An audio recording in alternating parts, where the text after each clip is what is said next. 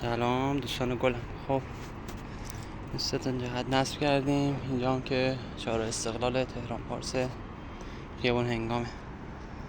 خب مرکزم که بدرمونه، اونم که یوتل ساتمون که مدل قیچی زدن ما رو ببینیم. دقیقا صاف بسته میشه که راحت با کیفیت خوبم گرفته میشه. اونم که جهت یاه ساتمونه. این که نمای پشتش یاه سات سمت جنوبه، یه ذره سمت شرقه، یعنی بعد از جنوب میشه. اونم که سمت قبله است، نرسیده به قبله است ایران.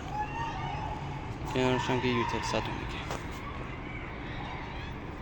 که نمای پشتش.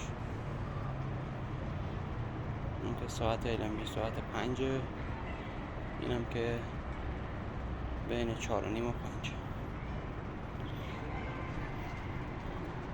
ساب لایک یادتون نره، ما رو حمایت کنین. عاشقتونم. عشق منین، فداتون بشم. خداحافظ.